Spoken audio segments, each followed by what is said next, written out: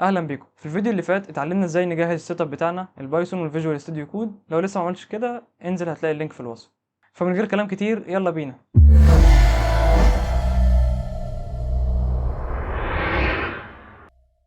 تمام، جوه فيجوال ستوديو كود هنعمل ملف جديد وهنسميه مثلا main.py، واتاكد ان هو يبقى py علشان ده ملف بايثون.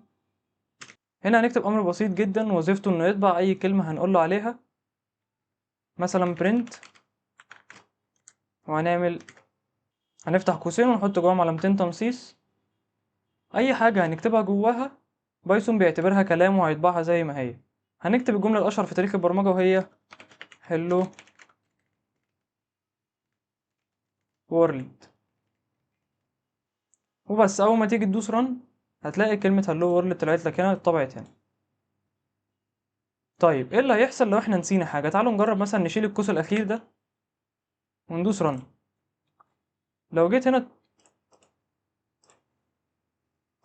هنا خلي بالك تركز، هيقول لك ان في السطر الاول في مشكله، ان القوس ده ما اتقفلش.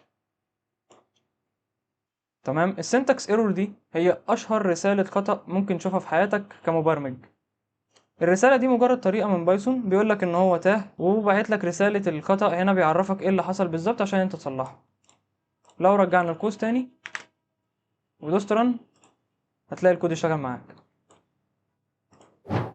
طيب حلو، دلوقتي احنا خلينا البرنامج يتبع الكلام، بس لو جيت تفكر فيها هتلاقي ان البرنامج بتاعك شغال زي البغبغان، كل ما بتقول له اطبع لي كذا بيطبعها لك.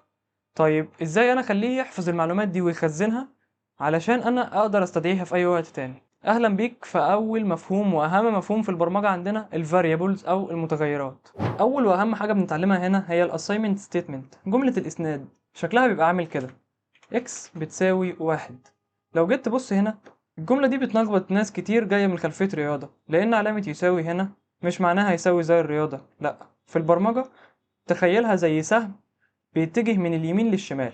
لما بتكتب اكس بتساوي 1 انت هنا فعليا بتدي امر البايثون: يا بايثون انت عندك رامات على الجهاز بتاعي، لو سمحت احجز لي حته صغيره منها وسميها لي اكس، وشيل جوه اكس دي قيمه، والقيمه دي تكون رقم واحد ان انا هستخدمها بعدين. بعدها لو انا جيت هنا وكتبت برنت تاني وكتبت جوه برنت من غير علامات تنصيص، لان ده بيبقى يعتبر نص، احنا عايزين نستخدم الاكس ديت ونطبعها علشان يقول لي القيمه اللي جواها. لو جيت دوست هنا هيقول لي 1. تمام، لو انا جيت هنا طيب وعملت اكس بتساوي اكس زائد 1، وجيت هنا كتبت برنت اكس تاني، السطر الاول خزن لي 1 في اكس، السطر التاني هيطبع لي اكس اللي هي هتطلع 1.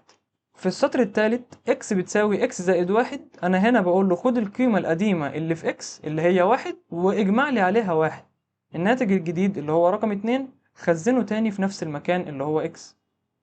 لما نيجي نشغل الكود هتلاقيه طبع لي الاكس الاولانيه اللي هي 1، وهيطبع لي بعدها الاكس التانية اللي هي 1 زائد الواحد ديت اللي هي هتطلع لي 2.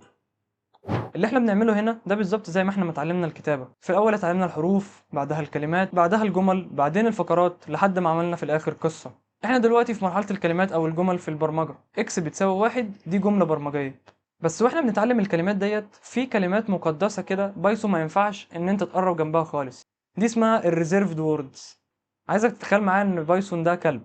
ايوه هو كلب، تخيلوا كلب. لو قعدت تتكلم مع الكلب وتقول له ايه رايك في نظريه النسبيه مثلا، هتلاقيه بيهوهو. تقول له مثلا الجو حر، هتلاقيه بيهوهو برضه، هو مش فاهم منك اي حاجه. بس لو جيت انت وسط الكلام وقلت له تعالى نتمشى، هتلاقيه فاهم، اتبسط كده، اتحرك، فرح، لان دي كلمه هو فاهمها، اللي هو تعالى نتمشى، نخرج، اقعد. كل دي كلمات محجوزه ومحفوظه عند الكلب. بايثون كده بالظبط. الكلمات دي زي if for while print، هي دي الكلمات زيها زي الكلب بالظبط، لما بيشوفها بينفذ امر معين، علشان كده ما ينفعش نستخدمها لاسم المتغيرات بتاعتنا او الفاريبلز بتاعتنا. وبس كده، احنا النهارده اتعلمنا ازاي ندي للبرنامج بتاعنا مخ عن طريق المتغيرات او الفاريبلز، وعرفنا الفرق ما بين اللي يساوي في الرياضة او يساوي اللي هي شكل سهم من اليمين للشمال، وكمان عرفنا الكلمات المقدسة بتاعت بايثون اللي هي زيها زي الكلب بالظبط. لو حسيت انك فهمت ايه المتغيرات او الفاريبلز اعمل لنا لايك وسبسكرايب، ولو في حاجة وقفت معاك اكتبها لنا تحت في كومنت. انا عبد الرحمن ضياء واشوفكم في الفيديو الجاي.